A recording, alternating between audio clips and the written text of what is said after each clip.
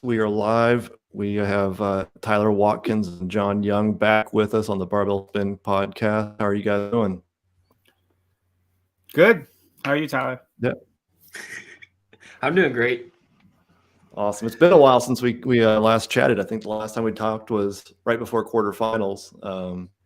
So we're back. We're going to try to talk through some teams, video reviews, Hiller's NOPEN, Ricky Garard and that impact, and as well, does CrossFit have an identity crisis? So some of those current topics that we've had in the last week or so. I'm not going to limit you guys on time, no time limits. So not going to penalize anybody for that, or I'm going to have to kick anybody off if I don't like their answers. So, all right, we're going to start off first on the teams. Team quarterfinals leaderboard wrapped up on Monday. CrossFit East Nashville Proven ended up on top, 1 point ahead of CrossFit Invictus, followed by CrossFit Torian Mayhem. Tyler, does this leaderboard and the results of the quarterfinals give us any indication of what the games might look like when these teams end up getting there in Madison? I mean, we still got to get through semifinals. I was kind of going through. I don't know how well the quarterfinals programming speaks to what they need to be ready for at the games. I think the team programming was much better than the individuals in testing them for the games, but I'm still interested to see what they do. I'm wondering if my major question was if Adrian leaned more on programming from outsiders than he did on other parts of the season, being individuals and stuff like that. But to your question, I think we'll see a good bit of switching up here once we get to semifinals. I mean, like Krypton being in 10th, I can't see them being under, below 5th. Well, also Navy Blue too. I mean, they're freaking top tier team every single year. I think they will continue to be that. Yeah, and they've always come on strong, and I think I heard one of them say that they've kind of been banged up. So, they're just trying to advance to the next stage. And they did come on strong. It looked like, maybe after the first two workouts were posted on Friday that, they may not be where they needed to be. I guess it was on Thursday, but pretty strong on workout 3A and 4. So I would agree with that. What about the depth of the field that you see on this? I mean, the top 10, you talked all the way down to Krypton. How many teams do you think are actually going to be in the mix for a podium spot? 4. I would say 4. Proven. I mean, Proven's going to be hard to beat this year. Invictus is always up there. You got Navy Blue, and then there's others like Krypton that I want to do really well, but I need to see them perform as a team. I mean, historically they're a super team, and historically super teams don't perform like you would think. Krypton? Yeah. Who's their team? Well, I mean, you saw Caroline at Wadapalooza, her team. I mean, they did pretty well when you would think that they weren't, they didn't have the big names, with Paige and Aaron. So they hung in there all weekend and made it to that final top 10. So, and you add in Alec and Ben. If Ben is healthy enough, I think they definitely do have that ability to get into a top 5 spot for sure. Mm-hmm. Yeah, I agree. I mean, like what Tyler said, I think about 4 teams. Really, there's 3 teams that are kind of better than everybody else, and then you got that 4th spot just to leave it in case somebody gets, a couple home run workouts for themselves. And then after that, there's 6 or 7 teams that are all just the best of the rest. Yeah, for lack of a better word. I mean, this year, I mean, I think there's a lot of really, quality top teams that could fight for the podium, but I think there's a fairly big drop off too after that. And it's always been like that too. It's not like that's something new. There's been Mayhem. We've always focused on Mayhem, and then who else shows up? Um, are there any teams out there that aren't a big name, that don't have these games athletes that were on the individual side who've now moved over to team that might surprise some people? I don't think so. I mean, no one's come on my radar that I'm aware of that I need to watch this year. Besides Krypton, I mean, some of these teams are they're starting to perform every year, and they're climbing up the leaderboard. Like Grit House, every year they chip off more and more. Between TTT CrossFit Black, I will say, and I'm a little bit biased being a TTT athlete, but they performed really well, much better. Like, I like everybody on that team. I did not know how they were going to come together as a team, and they're much better than I thought they would be. And I would be surprised enough to see them at the top of the leaderboard at semifinals. At semifinals, Yeah, over East Nashville. not towards the top. I never said the top, but towards the top of the leaderboard. Oh man, I don't know if I heard that word towards. Towards. Yeah.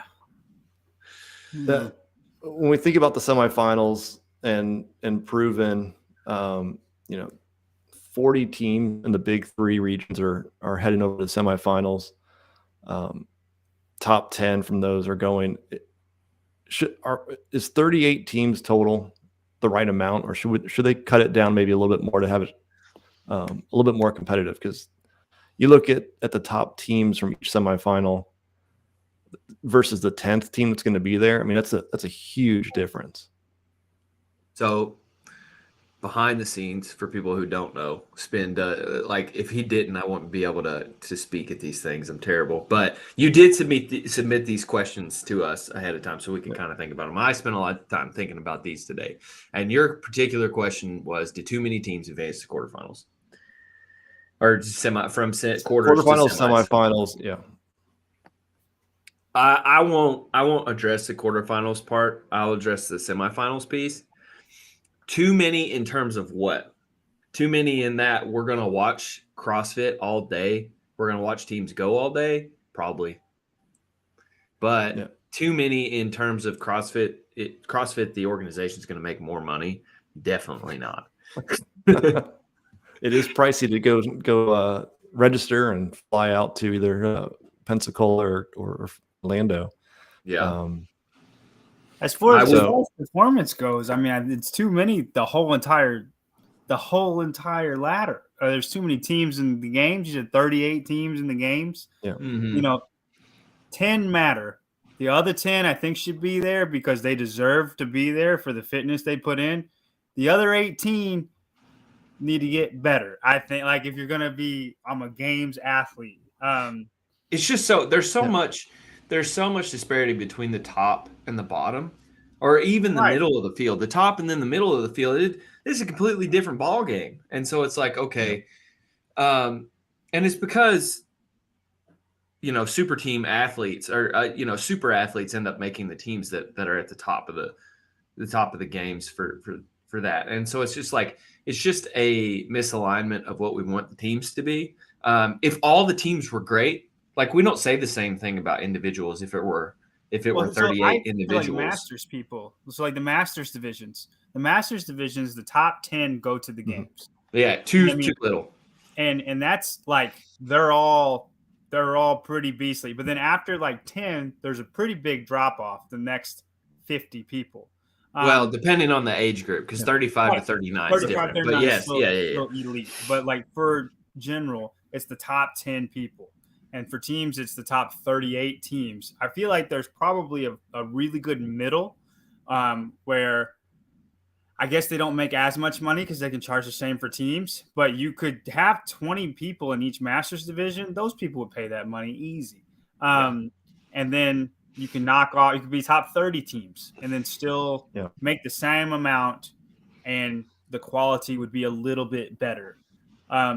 But quarterfinals, didn't one of y'all do the math? One of the people in the group, like 71% of a region in America, I think North America West teams. Yeah, it was West. Like, it made me think I should just make a team because then I at least go to semifinals. Because if you can find some girls, Yeah. You want to? No, I mean, I think it's yeah. You have that many going to quarterfinals, and you have again 40 in a region. We have to have 4 days for semifinals this year because there's 60 individuals, men, and 60 women, plus 40 teams. They can't fit it all in there. I mean, Thursday is going to be an entire day of team workouts, and the first heat or two is going to be boring. I mean, well, I mean, and I remember that back from the old regional days. Like, you would just watch it, and that's what I'm interested to see what happens this year, because we're pretty much going back. This is just regionals with a phase change, but I mean, it's just regionals.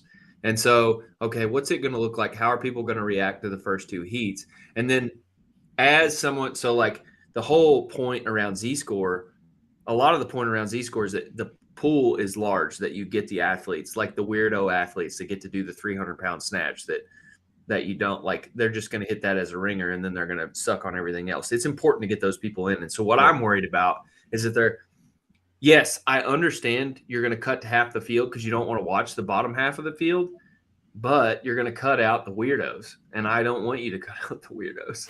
So I go back and forth on it. Like, man, it sucks. It's only 2 weeks, or it's only really 3 weekends that we got to worry about that many teams going. But, whereas way back when it was so many regionals. Yeah, no, that's true. I'm just wondering if we're letting too many go through when you compare, like John said, the Masters, where 30 are only going to the semifinals in an online competition, then 10 end up going to the games.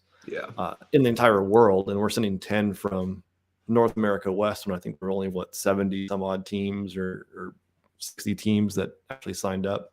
That advanced. So I would say it probably makes sense to at least go down to 30 in those regions, because I mean, you look at that leaderboard, top 40 in North America West is not even close. So cut one heat is what you're saying. Yeah. And I don't have a problem with that. 7 or 8, right, from those big 3 regions that have to advance. That gets it down to somewhere like 30, something like that. Yeah, I like 30 because then it's like you only have one heat that you're like, and then like the second heat you're going to have some teams you want to see in there, and then the last heat you'll. But anyway, sorry, John, go ahead. Well, yeah, I think one heat would do it, because that still leaves room for specialists that are not elite, that they can still make the semifinal. They just have to be fit enough, because that team 20 through 30, none of those people, they're still not games material, none of them, or they would be not 20 through 30. But it still leaves room for specialists that just aren't there yet, whereas 30 through 40, I mean, it's just the same. It's just more of the same of 20 through 30. Does that make sense? Right. And then the top 20 teams all are like, they should be there. They're fit enough to fight for a spot. Even if they're not elite, they're fit enough that they should be there and fight for a spot. Well, they'll manipulate the leaderboard above them, potentially. Right, because they could catch, it's like somebody who's decently fit but extremely good at one movement can still beat top-tier teams, just depending on the workout. And they deserve to be there. But the specialist team, where all 4 of their people are just strong people, and they get in there because everybody gets to go if you can run a mile in 7 minutes. That team probably doesn't deserve to be there. And they're the people that would be cut from that if you just cut one heat. No, I think it'll be interesting to see. You take a look at the third, last heat, and then track how they do throughout the big 3 semifinals. How much do they actually play an impact? Do any of them even break into the top 20 to see if there's on any event you're asking? I mean, I'm sure there's going to be an event or two where they do break in, but does anybody finish? If they squeaked into semifinals, can they even be in the top half? Or does anybody even get into the top 10 overall? I just don't see it. Well, I mean, that's something we can track. Like, number one, we what I could do on the back end or after it's over is like pull out the bottom finishers and then rescore it and see how it would have turned out. And then, or number two, did it just look to see if they ever finished in the top 10. So yeah, we can look for that. A little off topic, but somewhat. I mean, cut some teams and keep the occupational games. I mean, not really talking about the occupational games per se. But Travis has got a bone to pick, I guess. I mean, obviously there's been discussion about that of, they're not focusing on the occupational games, so they cut it. I don't know if cutting some teams, setting out one heat frees them up. They seem to be fairly busy on the video review. You get one occupation. You get one occupation. If we cut one heat, you get one occupation. Oh man, that's right. And it just rotates. So this is the year for firefighters. This is the year for policemen. Well, this is the year for nurses. This is the year. Like we'll just rotate it. I love how big of a deal they made out of the occupational things, and then like they cut it, and they're just like, oh, forget about that. Nobody noticed. They didn't even talk about it. They never answered it until I asked on the press conference there, and they had to finally address it. I think they're just going to let it kind of slide and hope nobody asked, but I didn't get through it. Before we move on to the next one, where is John Young's bowl of cereal? Oh man, you should make fans guess what's in the bowl of cereal. If they guess, they win something. Oh man, I usually only stick to 2 cereals. It wouldn't be that hard to pick. People would catch on. The crunchiest ones, right? Yeah, that had more crunch in it. That's definitely Cocoa Pebbles, not Lucky Charms. All right, so moving on to the next one, the whole video review process. Individuals, there's been, I still stand by the 3,000 scoring adjustments. There were a lot that had scores of a 1, and they got wiped off the board that were not part of it. I think Mike Halpin found a few that were actually bigger scoring adjustments or penalties that didn't end up on CrossFit list. The official number of penalties, however they defined it, was over 700. I did an article last week. There are over 140 team score adjustments or penalties. I have not seen the official list. Is the number of scoring adjustments and penalties good or bad for the sport? I think it's great. John? I think when you're going to penalize people a lot, and so like they knew before the workouts were announced that they were going to be super hard on certain things and super not hard on certain things. And they knew that going in. I don't think you can pick V-ups as something that you're going to go super hard on. I think you need to make a better decision on if Boz is dead set on he wants this movement, then you should have a very like white and black, this is not right, this is right, and there shouldn't be this gray line on, is this person going to get penalized because they look worse than this person and this person got penalized? There should not be any gray area.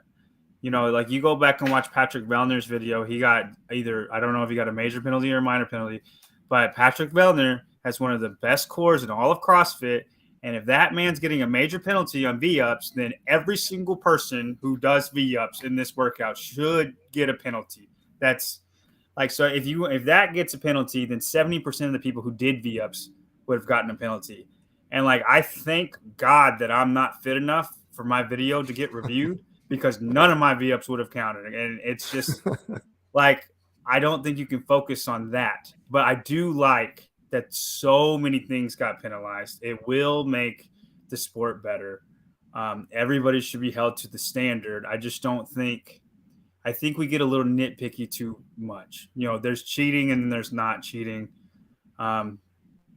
If the person – I think we get a little bit nitpicky about what we choose to penalize, but what CrossFit chooses to penalize.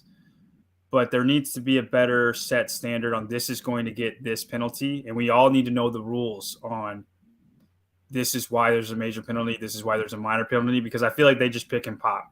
You can't tell Samuel Quant he's going to get a penalty and then 10 minutes later be like, oh, no, we changed our minds. You can't do that. Like there's a girl at CrossFit Crash. I'm in here and I'm learning all the people here. She made semifinals, and then her penalty, they took 15% off of her workout, and it ate into her row. So she would have been better off just doing no V-ups, and she would have gotten a higher score and made semifinals. Like, you tell me how that makes sense. Yeah. Like, she could have just not done any V-ups, and she would have had a higher score. That penalty does not make sense. That's interesting. Right? I haven't heard of that yet. That's right? terrible. It ate into a row. You know what I mean? And so, like, she would have been better off just not doing any V-ups. And she would have made semifinals as an individual. Like, that's insane terrible. that fit of an athlete gets that type of penalty that doesn't make sense, right? Yeah. So I don't think there should be any situations like that. And I think CrossFit as a headquarters should be like berated by all of us when they do things like that. I don't think it should take Hiller crying for 3 weeks for Will Leahy to get penalized. You know what I mean? I don't like that was wild. Like Will Leahy probably hates Hiller because I don't think he would have got penalized if that didn't go on forever. You know what I mean? But what it feels like anyway. But I do like that they're going that hard on it. I just think they need to be better how they go about it. And Boz needs to work with them like on that. I think that needs to be like as teamwork as anything to make it as smooth as possible. How do you reconcile, training think tank brought in judges. You have, level 1 judges a lot of times, watching these athletes live, and then they're giving scoring adjustments of 1 or 2 reps, or saying they don't meet depth on a handful of them. How do you reconcile watching a video that may or may not be from a great angle on a video review process and saying you didn't hit depth, we're going to penalize you, when the judge is right there? Well, so I've thought about that situation, and all I can think is that the judges may have not known that those judges, and I know those judges, that those judges were as high quality and caliber that they are. So they're watching their thing. And it's like this. You can get 100 people to like look at something and like count anything, and they're all going to come up with different answers, right? And so it's like, okay, now we have a judge that's on site. I remember like in the Open, to me, sorry, I started this about 100 different ways. To me, you should be like in the Open, if you have a judge that's on site, that takes preference, right? And I think that should go to quarterfinals. Like, and especially like if you're a judge who has shown your, that you have the goods, or like you have the experience. Judged at semifinals of the games. Yeah, like if that's good, then just pass it on by. Like I think it was Kyle Ruth that got more. He got more of a penalty than he got from the judge in person, and it was like they added it to the penalty that he had already given himself from the live judge. And it's like, well, what? Did you not watch? No repping you too, so he would have been better off just getting all of those reps and then take the 15%, but he would have counted every rep that he did do. You know what I mean? Yeah, it's and it's to the point where it's like if I'm training think tank, I'm like, try to enforce good movement. Like, hey, open your hips up at the top. Hey, like finish that, make that look cleaner. But like, don't judge them. Just try to coach them so that they hit the standard as best as possible. Like, because if they're going to judge it anyway, if they're going to judge it anyway, then why are you putting forth the effort? I mean, I appreciate Max for what he did, and he's trying to innovate, and he's trying to do new stuff. But like, if CrossFit's just going to do that, don't even have a judge. Just coach them to the standard. Open your hips up. Mm-hmm. Your foot's leaving the ground. Your feet aren't together. Touch your feet together. But stuff like that. But anyway, to answer your question, I don't know how I reconcile it. I mean, it's really frustrating. You asked me that question. I thought about it today, and you're like, is it good or bad? And I'm like, yes. It's good in that we want to see these penalties. We want that to be a real thing. It's bad in that CrossFit was wishy-washy on how they applied it. and it didn't seem to be a certain standard. It's like, oh, the haters, you know, you heard a lot about like, well, the haters are making a bigger deal out of this than it needs to be. And it's like, no, we just want to see what the standard is, and we want to see you apply it appropriately. We are holding you to your own rules that you said, and you're not doing them. So to me, it's bad because it shows how untenable an online format could be if we keep treating it this way. If this is what we're going to do, people are going to start not doing it. Quarterfinals, the Open, and all that stuff, because they're just like, I can't. It's like trying to shoot a moving target, like with sights that are off. Sorry. Anyway, Yeah, no, I mean, from an outsider's perspective, if you just said, you know, we had quarterfinals, it's an online competition of the top 10% athletes in the world, and we handed out 700 penalties throughout, and half of those are 15% penalties. They're wondering, do they not know how to move? Like, what is going on? Why are they submitting videos that don't hit that? So I'm struggling with holding people accountable, but are we being too nitpicky and ruining all of it? Yeah. Yeah, Tia didn't get any penalty, and her burpees were trash. Who was that? Tia. Jeanette said something. So my fiance, for those who don't know, she got 87th in the East region, and her videos didn't get reviewed. They said they were reviewed, but she was like, I didn't have any views, so we know that they weren't reviewed. And she doesn't feel good about how she did, because she was like, I don't know if I did everything adequately, so I don't know if my position is really my position. Mm-hmm. And then she was like, you know, I also know that other people cheated and didn't get reviewed that beat me. So she was like, I don't even know that 87th is real. So she can't be proud of her own position. I'm like, okay, then why even have quarterfinals? Because me, with my little measly 4,400th, you know, place finish, like, okay, then what does mine mean? Nothing. Yeah. Anyway. I mean, yeah, you know, Travis is right, at least what they said.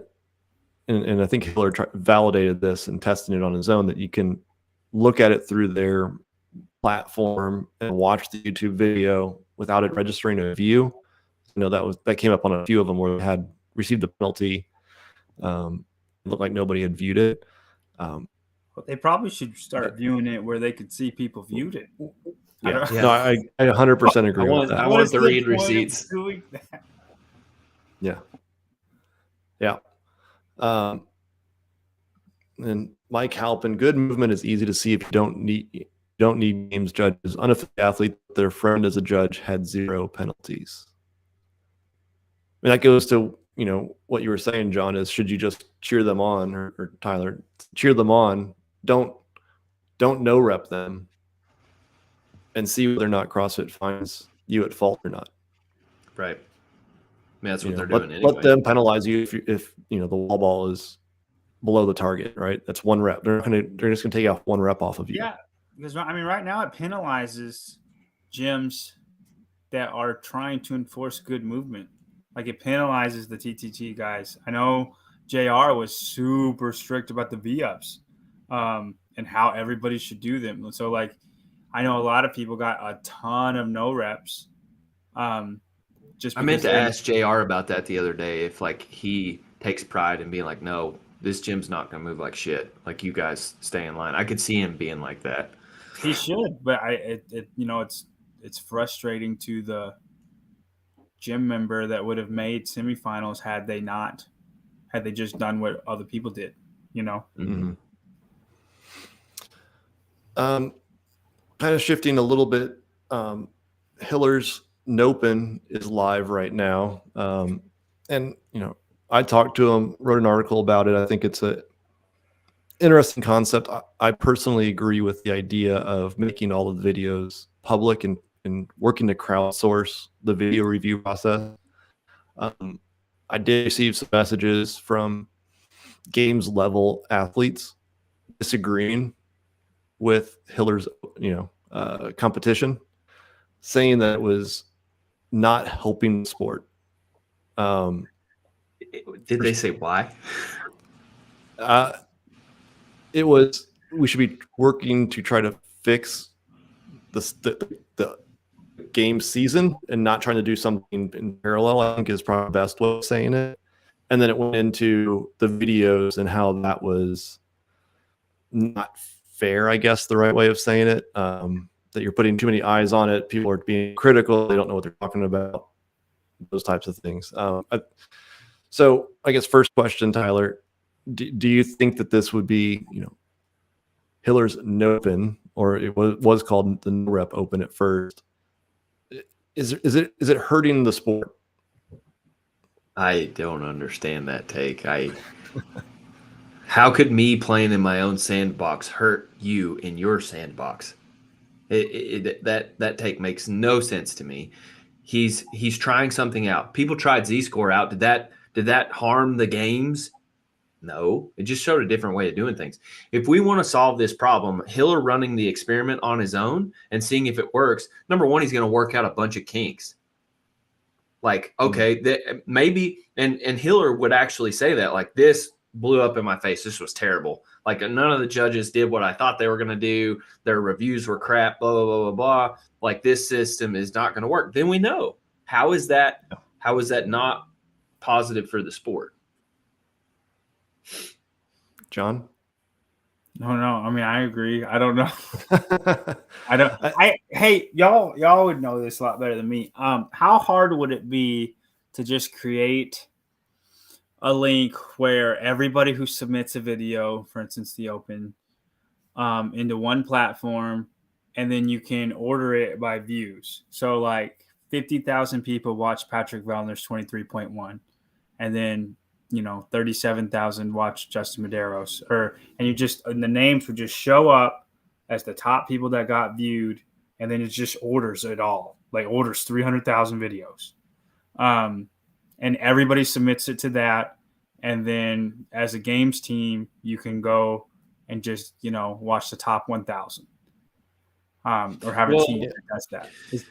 I don't think that'd be difficult, would it? No, it wouldn't. All you would need to do is say, okay, like, hey, thumbs up, thumbs down, or thumbs in the middle. And if you get so many thumbs down or thumbs in the middle, CrossFit then steps in and reviews it. You can flag it. Yeah, if it's flag 10 thumbs down or whatever in the middle, it gets a little flag.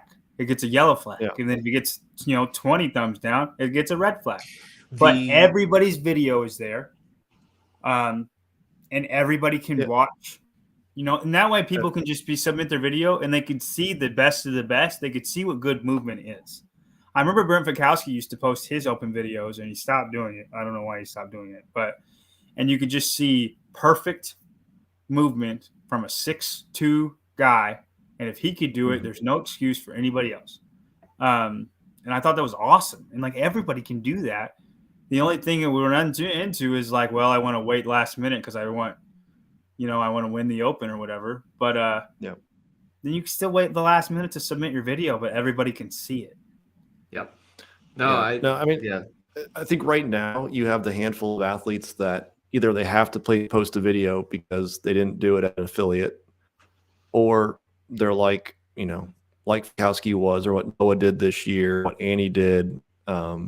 Paulson, even though he was going to team, he still posted that. He did the quarterfinals, posted his workouts. He didn't submit a score, but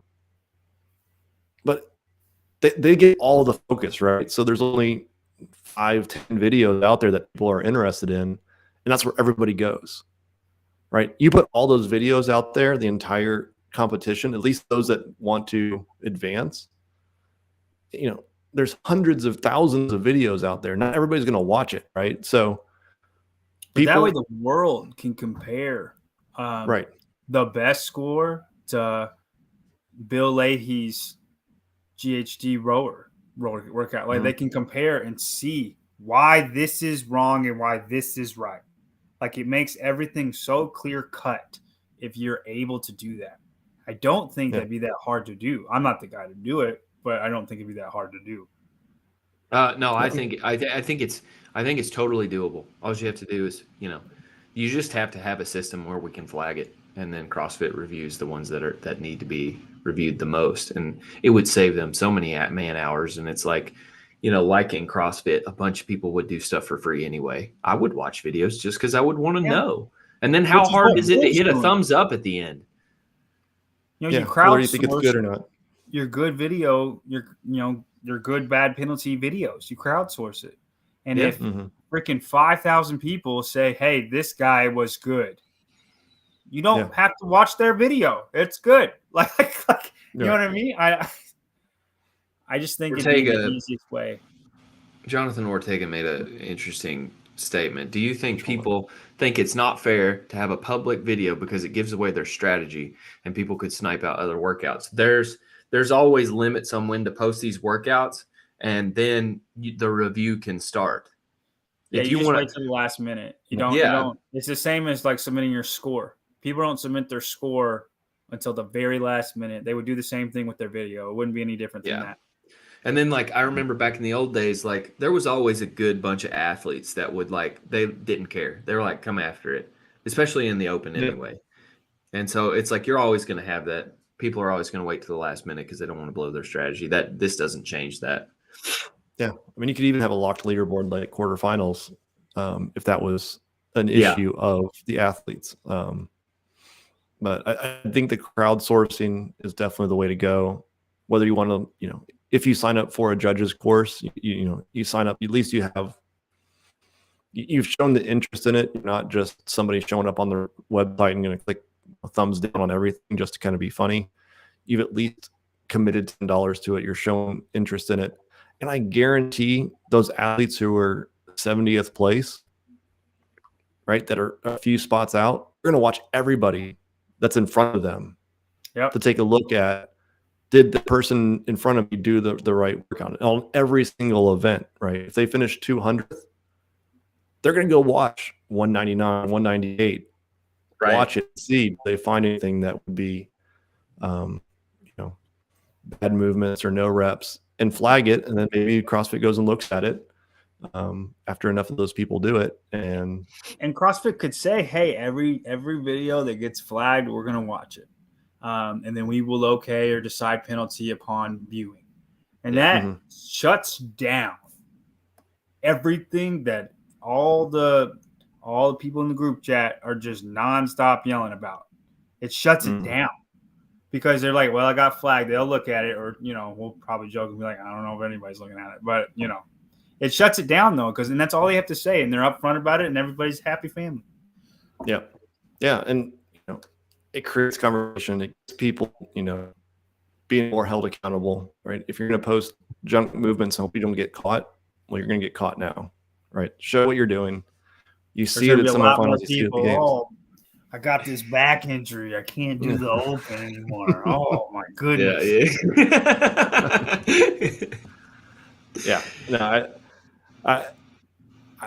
I did go back and forth with this person. That was, he didn't like that piece of it. And look, he is competing, but at the same time, it's a sport. You're going to be called out if you're doing the movements that aren't there. And crowdsourcing, we're not saying that the crowd is going to go assess the penalty, but at least it gives CrossFit more eyes on where they should be looking. Right? Here's a fun take. So let's apply the same thing to semifinals. So I don't like camera review. Like, I don't like playback review in live games like baseball or football. Whatever the call that was made on the field, to me, I like it better if it stands. Because, number one, you got to have a good ref or a good ump. And number two, if they're wrong, it creates hella drama. I only disagree in football. Football is replay is very important. But other than that, I agree completely. Yeah. And so it's like, okay, video review, like, would we be as critical about movement standards and quality, in semifinals, and then do a video review to say, well, this athlete didn't do this. You might make a system where, like, if 3 different athletes say, I want this athlete's thing reviewed, then you have to review it. and you have and you can make a call on whatever. For instance, like the time at Rogue with the That's what we did for the middle judge. Yeah. Yeah. You know the situation with the middle judge. Duel right? too. Yeah. Right. So like if 3 people, or you can put whatever guideline you want on it, but multiple people say, "Hey, this needs to be reviewed. Please help me." Then you actually do review it, and everything is a 1-by-1 basis call, because that would happen rarely, but it does happen. Well, that's what we did at the Zelos games. We gave them one. They all got one. They got a challenge. Yeah, they all got a challenge, and everything worked out great. No one used it, I don't think. Yeah, I think everybody having one challenge. It'd be fun for the games too, because you got 15 events. That second event, you get a no rep. Do you really want to spend your challenge on that? You know what I mean? That'd be, but it would add a little bit to it. It'd be real fun, right? Yeah. All right, move on to the next one. I want to thank Travis at Vindicate. If you noticed the bottom banner there, Vindicate is now a proud sponsor of the Barbell Spin podcast. If you're looking to some sweet apparel, head over to vindicate.com, enter in promo code SPIN and get 10% off. I know he launched some new shorts yesterday or earlier this week. I think he told me that pretty much everything was sold out, at least in medium and large. So, wow. Yeah, people do like it, so go check it out if you don't already check out Vindicate. Ricky Garard, he's out. Shoulder injury while mountain biking. It's devastating, man. Oh, man. I had heard some rumors of it before and was waiting for the official announcement. But first, afraid to give away everything, right? He wasn't gonna, cut an avocado, so he didn't cut his hand and leading up to the games. Ricky has obviously a different perspective. He's going to live his life to the fullest and not worry about it. Where do you stand on that spectrum if you were an elite athlete, fighting for a games championship, John? Well, I think it's I think Roman's probably the only guy who can beat Justin now, and I've wholeheartedly thought that Ricky was in that group too. I thought, one more step. Ricky, I feel like made a huge jump in his fitness ability from 2017 to 2022. I did not think he was going to do as well, and he murdered it. And then he won Wadapalooza, and that blew me away too. I put Ricky in that class of it. Ricky, I thought it was just Roman and Justin, but I put Ricky in that class too. And so now I just think it's Roman and Justin as far as who's going to win the CrossFit Games. But who it does help is people like, I feel like Vellner's not a given, but probably the favorite for third right now. But him, Fikowski, Jeff Adler, I think Jeff Adler can podium too. It just, that's probably it. It's probably those three. Fikowski with some good events, and then Vellner and Adler. Are you leaving out Quant? Yeah, Quant. Don't leave out Quant. I always leave Quant out, and he always does really good when I leave him out. So I'll just keep leaving him out, and then he can keep proving me wrong. It happens to me too. That's what's going to happen. But yeah, Jeff, I think it'll be fun. I kind of see a Canadian battle for third. I think Jeff and Vellner will go just at it, and that'll be a really fun race within the race if that ends up happening. Because Jeff has improved every year. Jeff, he's that one guy nobody really talks about that I think he's not stopped improving. Whereas I think Vellner has, I think Fikowski has. I think you can expect the same guy every single year. And it's great that he's the second, third fittest guy in the world, but I think that's what he is. I haven't seen him improve his fitness ability, at least what I see at the games, in 4 years, 3 years, 4 years, whatever you want to call it. I know the weird years don't count, but Jeff has improved every single year.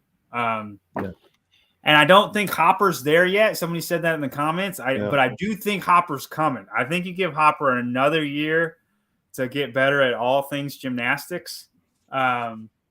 Interesting story.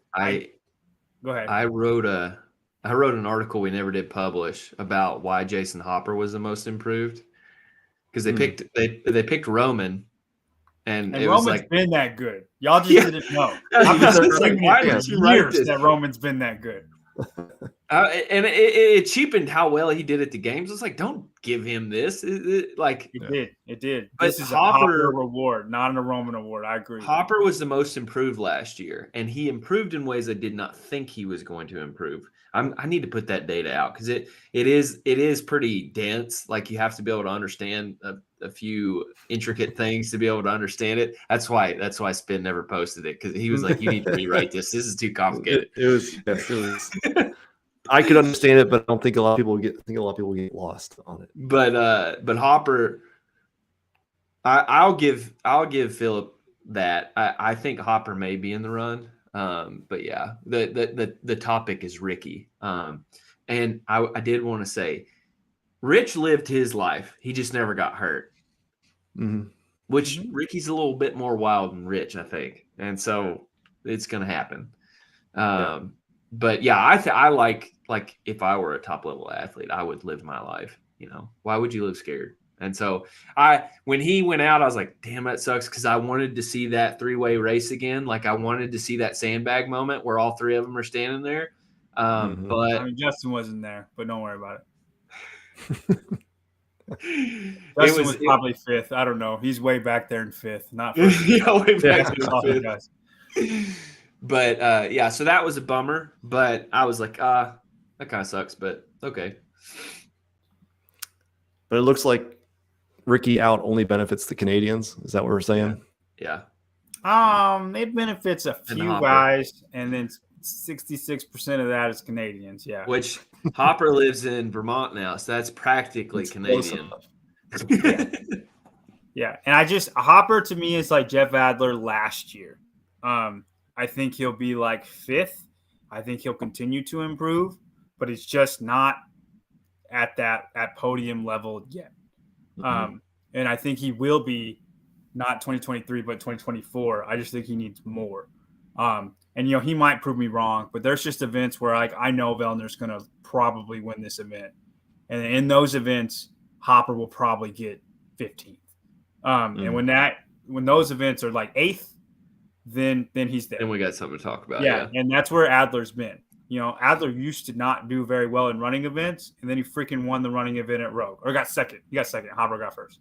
But when he did that, I'm like, gosh, Jeff is freaking like, he's on the ascent. So, and I'd be thrilled if Jeff got third. I don't think Vellner cares if he gets third again. If it's, I think people will build up. I think people will build up Vellner podiuming again. I guarantee he does not care. Like, if he does not get first, he could get fifth. It'd be the same to him. Or for Adler, third place would be everything, at least this year. But it will be fun. It's upsetting, but it still it'll still be a fun race whenever it happens. Renee here, who would be a rookie to see come shining through this games? Is there anybody you have in mind that hasn't been to the games, men or women? That throw out some names. I have not prepped that. I haven't looked that deep yet. I need to see a finished semifinals list. Yeah, semifinals is really important with the rookies. Yeah, before I can answer that question. But I guess without naming names, do you think this year the semifinals structure of 10, 11, 12 athletes making it through at semifinals lends itself to more rookies? No, not at all. I think it'll be the same. I think it'll be the same names. I don't think it affects who goes in the games at all. It affects your borderline people, like Mertens, who's always like 5th or 4th or 6th. Like, he'll be 8th or 9th or 10th, and he'll either make it or not make it.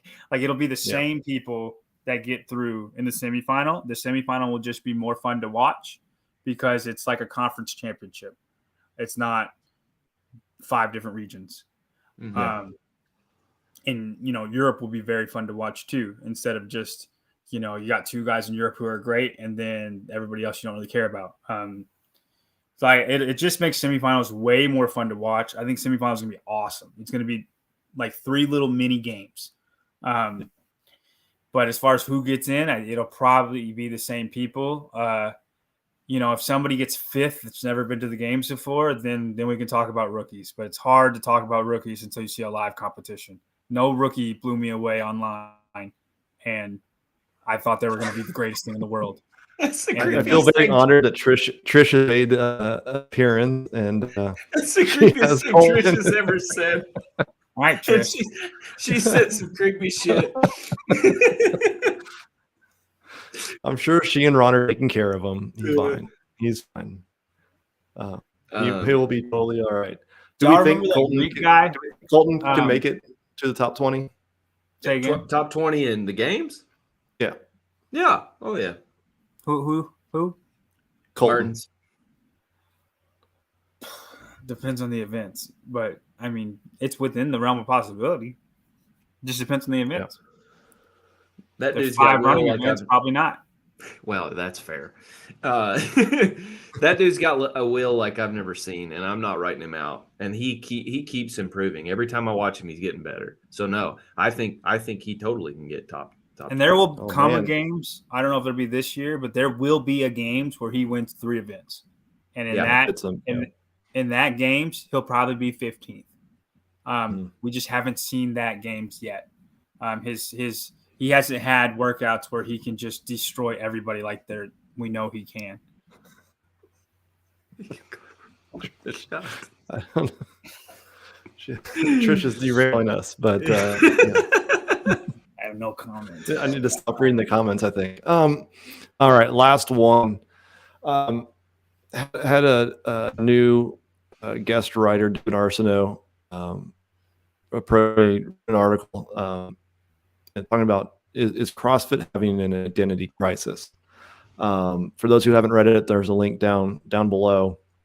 But kind of summing up in as little words as possible, really, David's question is, has the programming, especially that we've seen this year, gotten away from trying to find the fist on earth? And he calls out the crossovers, maybe even V-ups, while all good from a training perspective, a CrossFit in practice standpoint, but from a competitive standpoint, should those be in there? And with Bosman taking over the programming, I mean, is CrossFit struggling to find what it is from a CrossFit Games standpoint? Tyler, you first? Go ahead, John. I don't think so. I think you can take the double crossovers at the games, and yes, it's gimmicky, but it's the games. I think whenever you make the games, everything is on the table. If they had a rock climbing event, that is the most gimmicky thing in the world. But if Laura Horvath went and just murdered everybody, we would talk about it and it'd be awesome. God, I wish Taylor Self were here. He would beat you to death when you just said that. But no. Yeah, you can if you want. But like, what's a biking crit is a specialty in the crit format. Like there's a softball throw. Like the article that that's the article that you wrote. No. You could say that's the double crossovers on the softball throw. Like if you would say CrossFit's getting away from what they used to do, and Dave is beautiful and Bosman's not. Like if that's what you want to say, there are plenty of events back in the day that are questionable too, but it doesn't matter. Like when you're at the games, I think you can test everything. There shouldn't just be CrossFit workouts. There should be CrossFit workouts. But like I like that Sunday is usually just CrossFit. There's no specialty events on Sunday. And I'm pretty sure it kept to that this year. There's last year. Yeah. But but before Sunday, all the specialty events, it doesn't have to be all of them, but like if they're specialty events, I don't mind it at all. Like also in your article, you said like it's supposed to show capacity to the fullest extent. And we're getting more specialty and less capacity. That event before the skills contest, the Elizabeth elevated with the Mhm. ring Yeah. dips, the parallel. You roll rolling parallel bars, and then you do the ring dips. Try to do that. I bet that is the most tricep pump you've ever felt in your life, and it makes sense that Vellner won that because as far as gymnastics pushing ability in the dip form, that was extremely hard, and that's a workout that doesn't look like anything, Yeah, but it's it's so hard. so hard to do, and nobody can just do that workout unless you're elite gymnastics capacity, at least in the triceps.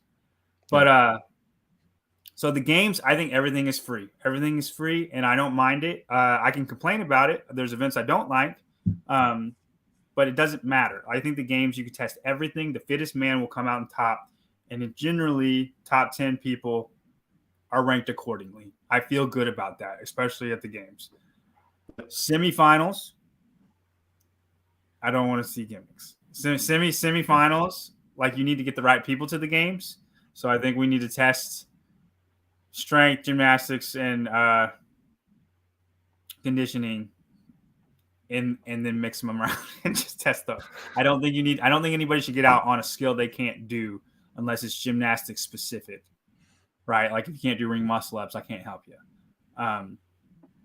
Quarterfinals. Yeah, I guess the question is then quarterfinals, should we have, a The new movement like crossovers? crossovers? So who didn't make semifinals because of the crossovers? There No probably one were who mattered. probably some fringe athletes, right? But Nobody who nobody mattered. nobody games based. Right. Yeah. Like for the crossover workout, I was one of my worst workouts. I couldn't He do it. he was texting me before. He was like, "This is gonna be terrible." Yeah, that dumbbell was nothing for me. And there's a girl that I work out with. Her name's Jessica. They got mad at me. They didn't shout out one girl when I said a girl, so I'm shouting her out. But she works out with me, and she was absolutely destroyed on the ground, but she could do the crossovers, and she beat me by like 15 or 20 reps. I don't remember what. And then I finished that workout was just. That's kind of how I was. Wasn't out of breath at all, and it destroyed me because my fitness was so much better than what I could do. But it's because I tripped every 5 times. Yeah. Now I do not matter in the world of fitness as far as making the semifinals go. But show me the semifinals athlete that did not make it because they couldn't do crossovers. They're not out there. 5 rounds was a great score in that workout, like worthy enough to make semifinals. You got to do good in the rest of them, but 5 rounds is all it took. Didn't take a lot. So I don't think it affects quarterfinals just because people are so fit that, you know what I mean, they can make that leap. And yes, maybe the 60th guy could do them better than the 61st guy. Sure. Mm-hmm. In the end of it, those guys aren't making the games. That's a hard pill to swallow, but it's the truth. Show me the games person that didn't make semifinals because of crossovers. They're not there. And Dave is go. Go Sorry, John. No, go ahead. Go ahead, Tyler.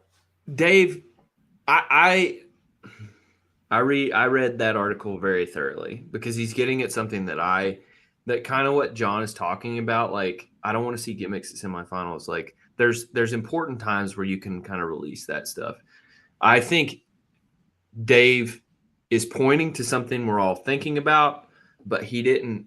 I don't want to criticize him too harshly. I think it is a great article, but I don't think he said it in the best way. So one thing I thought about was them doing wall-facing handstand push-ups in.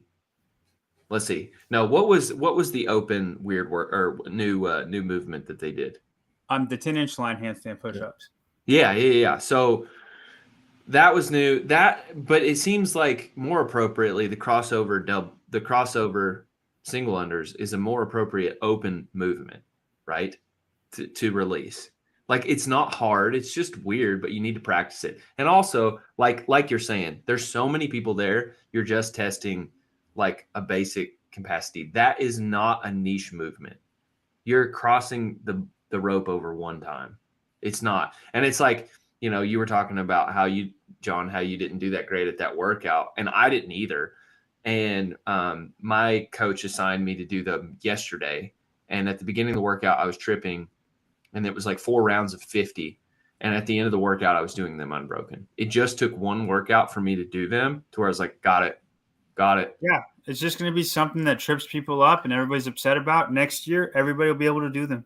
Yeah. It's not a big deal. They've been doing that forever in CrossFit. Right. So I don't see that as a big deal. Now in semifinals, you show me a gimmicky movement that keeps somebody out, then yeah, I think there's a problem. But put Halpin's comment up really quick, Brian. Okay. It says does have data of who did not get in because of that event with the crossovers. Yeah, but what's it's not, again, it's not the names. It's not you know. the names not that your I names would you know. know, And so if I I don't don't know those names, they don't matter. And I'm sorry for you people, but you're not going to the games. The thing, and that's the point of making it to semifinals, to get the people who need to go to the games, go to the games. the snatch is always the perfect example of this is the snatch. We see the snatch all the time, and it's a highly technical movement, and we can do it. And John's gonna get mad because he just snatched 300, but but like I don't think as a broad and general fitness and like even fittest in the world that you need to be able to snatch 300 pounds. Now, should you be rewarded if we test it and you can? Yes, but we test the snatch all of the time, and it's a really specific workout. And that's what I thought was disingenuous about what Dave was saying is that like, hey man, you're saying like some of these gymnastics movements are really niche, but like what about the snatch and clean and jerk? Like less so the clean and jerk, because you can brute force a clean and jerk. You cannot do that to a snatch, right? And especially we test it. In a one rep max is definitely the niche side. What are you weightlifting saying? Well, we've been doing this all the time. And I think what Dave is saying is right. Like there are certain times and ways, like I would not have a problem with a 1 rep max snatch at the games. I do not think it should be tested in quarterfinals. There are times to roll it out. And I would agree with that. I think the snatches and the handstand push-up workout was a great workout. Like, and I've had this talk with Chase and Bill before. Like, I think you need to be fit enough to get to a heavy barbell, the niche stuff. Yeah, that everybody can't do. And that's how I feel. You're ahead of everybody. That's how I feel about the games in general. The whole game season. Open is a test for broad and general fitness. And then as you move up, quarterfinals, more niche tests or more niche movements can be tested. But it's still not that many. It's just quarterfinals. And then like, so say we were doing back squat. Niche would be 1 rep max. Chase, or better yet, deadlift. Chase Ingram hates the deadlift. He's like, you just get weirdos who are really good at deadlift, right? It's just because he's weirdly terrible at deadlift. Like that right? It's like he's so bad compared to the rest of his stuff. Like it's just he's uniquely bad at it. Right. Appropriate rep ranges and weight ranges to see in the open. 50 at 185. I don't think that's asking too much, and it's broad and general fitness for most people, right? Now, as we move up to quarterfinals, okay, 225 in the 30 to 50 range. It's a little heavier, even up to 275. It's quarterfinals. Now, when you start getting into semifinals, you're talking about, plus 350 range. And then it's like at the games and short reps. And then at the games, you're like 1 rep max. Let's see who's the best at this. But you don't do that at the bottom of the pyramid. You're not testing that there. And that's what I think people are mad about. They're just they're not articulating it properly. Mm-hmm. Yeah, that's how I see this argument. You think about 1 rep max in the open, right? And then nothing in the quarterfinals. We'll see what happens in semifinals. Right. Right now, it's backwards from that most standpoint. Semifinals, there is a 1 rep max. Like most. Or a 1 rep, some type of complex that's max lift. So they're fun, they're entertaining, but like they're doing a disservice to what we test as a fitness modality and as for what general fitness is. Go ahead. I'll push back on that a little bit just because I'll say that in the open I absolutely agree. In the open, you need to be fit enough to get in the top 10%, and if you're not, because there was not a 1 rep max in it, then you don't matter. Like I didn't make quarterfinals last year, and I felt like they didn't test strength at all. Like 225 deadlift for a lot of reps is the strength test. Like You know what I mean? I didn't make it. I was like 89th percent or something like that. Yeah. And then this year, or Halpin was like, "Do you think you'll make quarterfinals this year?" And I was like, "I think people will want to test me for how big of a jump I'm about to make." Because you friggin' John, I made quarterfinals last year. I remember texting you about it, and you didn't, and then you hopped right the hell over me. Yeah, you skyrocketed above me. But they you know, I kind of got lucky. My fitness improved a ton. Yeah. But they did test strength. I kind of got lucky, if you want to be honest with it. You know, there was 1 rep max thruster. I can't ask for a better event than that. But but in the open, I agree. I don't think there should be any 1 rep max test. I think you should earn your strength. I do think there should be a test that is strength biased, right? Yeah. Because we need just to like it's gymnastics biased. Yeah, gymnastics biased. More mixed, and then one conditioning more mixed modal, just biasing in certain ways. CrossFit. Yeah, I do think they need, and like what you said, I think that they need to be less niche, not niche at all in the open. And then quarterfinals, it's not that it's niche that 1 rep max. I think it's you're testing for brute strength. Now I do agree that the deadlift, there are some people who just are way better at deadlift than they are everything else. So I agree with Chase's point on that. I'm also not very good at deadlift compared to the rest of my stuff. Stan, you have monkey arms. Like, how are you not good at deadlift? I'm not. I'm way more squatter than I am deadlifter. I think I squat and deadlift the same amount. Well, that's good. Well, I'm not. Well, I I mean, he only squats like 200 pounds. But you know, if you want to test for brute strength too, you know what I mean? So I don't think it's a problem in quarterfinals because it's not just testing strength. You might be testing brute strength. You might be testing explosive strength. Like a thruster is explosive strength, right? I know they test that in the open, but like if it's at the end of a workout and it's part 2 on a quarterfinal workout, I don't see the problem in it in quarterfinals because you need to test for that too. And everybody who's in the top 10%, you're not going to get that dude who can just thruster 400 pounds. They can't do anything else. But I guess the question I have is, though, we're going to test and it's okay to do the niche strength piece.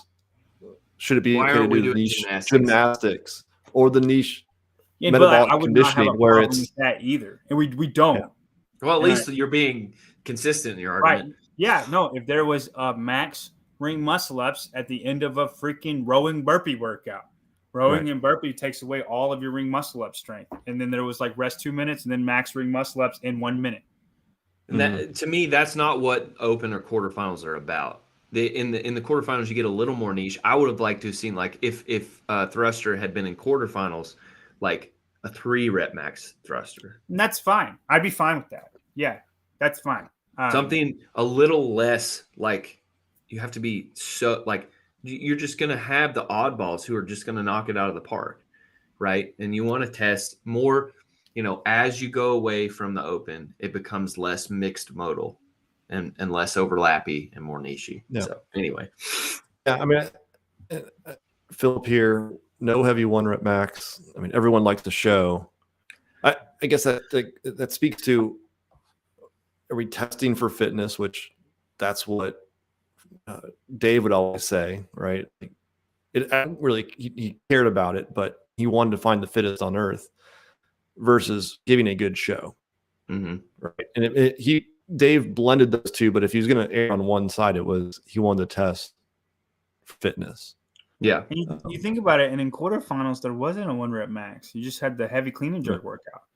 That's an easy way to test strength too, is having a very short workout, but the weight's just very heavy. It's not a 1 rep max, but it's, you know, within 6 minutes, it's not very many people can do very many reps. And like that, in my opinion, I don't know how you felt, Tyler, but the clean and jerk workout was a strength test, full and full.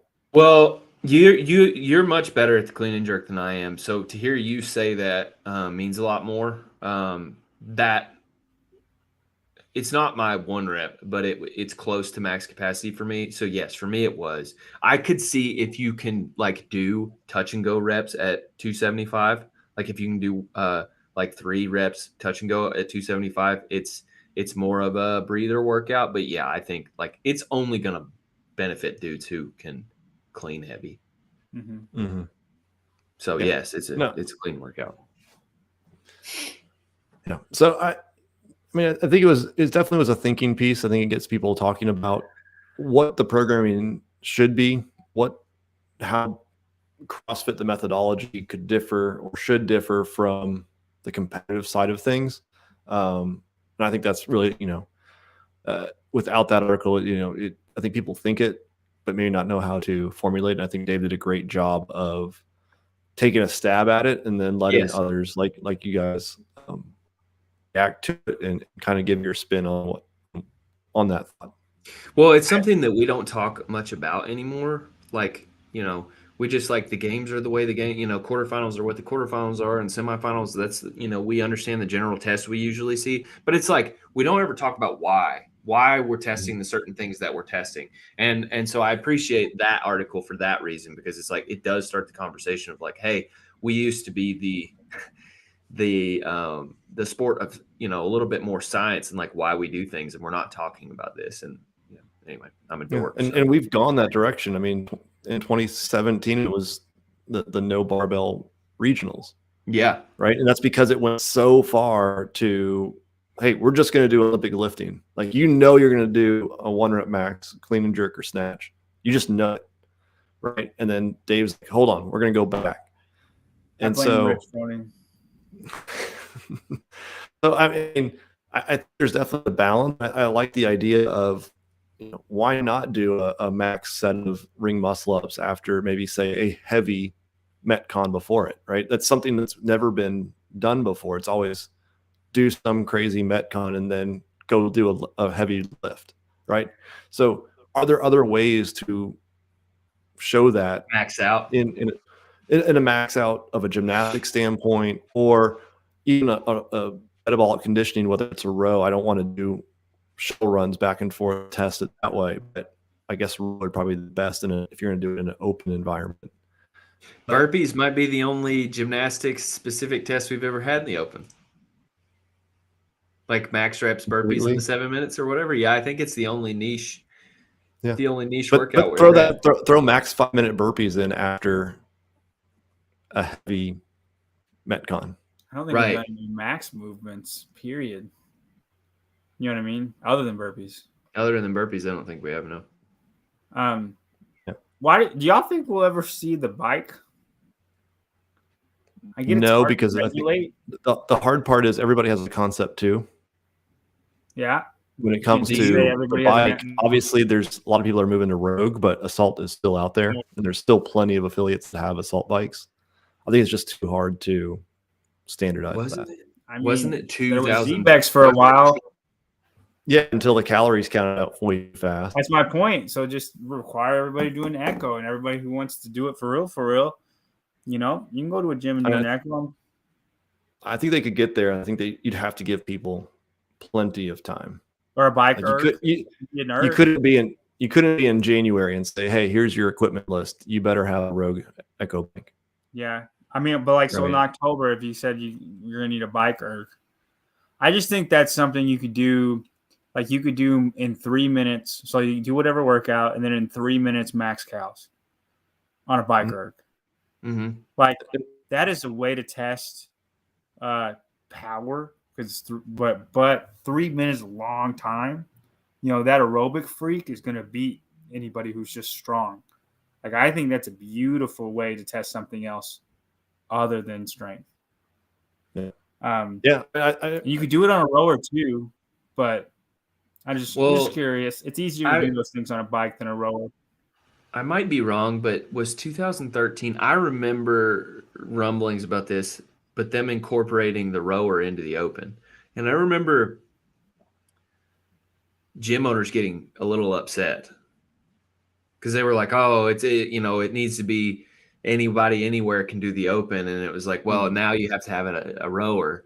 And so I could see that argument. Yeah. And now I could see that. But quarterfinals, I think makes more sense for it, right? If you're the top 10% CrossFitter, you probably have at least, or could get your hands on one, yeah, or you can get one, yeah.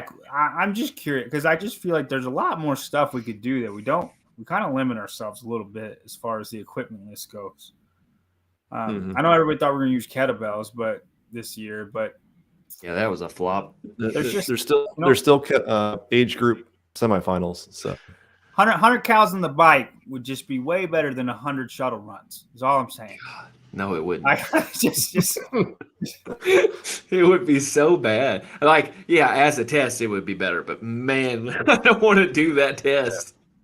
no, yeah, putting it into an online piece of it, I think you'd have to do it at quarterfinals. I don't think the Open makes sense, but I think it does open up the conversation of why do we always do a strength piece at B workout on the second part. I mean, I know we've done semifinals at like max handstand walk. So I mean, I guess they've done a little bit of that, but overall, it's always been weightlifting biased on the back end of something. Dude, it'd be so cool. How hype would it be?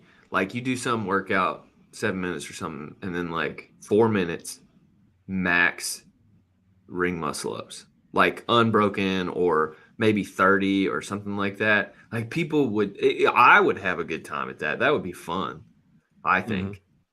it depends what the workout is. Yeah, that's true.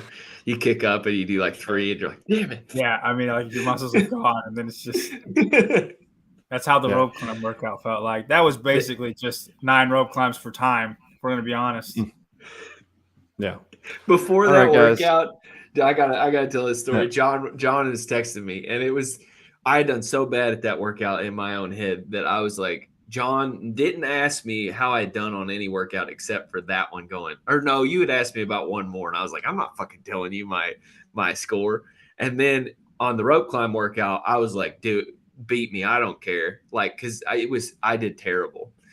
And I said, dude, I paced it, and then like I just blew up I just went slow on the rope climbs, and I was like, dude, rope climbs take forever if you're not going, like, if you can't fly through them. And he seemed pretty confident going into it, and then he texted me. He was like, "Fucking blew up on the rope." No, I only ask how did you do if I know I'm going to not be very good. I don't ask. If I know I'm gonna be good. I just assume I'm going to be better. He beat me by like 2 or 3 seconds or some shit like that too, and I was like, "You." No, it's fair. It's all fair. Awesome. Well, thank you guys. Listen to Sarah. Don't forget to like the show. And Kenneth, thanks for joining. It has been fun. Been too long. We'll have to do this again much more frequently than we have in the past. So thank you guys. If you are interested in any articles that we did talk about, they're all in the show notes below. Thanks again, guys. John, you're going to go to the Crucible. Is that? Yes, I'm competing in the Crucible. Nice. It's gonna be super fun. I haven't met any of my teammates yet though, so we don't really know anybody, but we're gonna be fine. It's gonna be great. Awesome. Have a great time. All right, guys. Man. Appreciate it, and we'll see you guys soon. See you.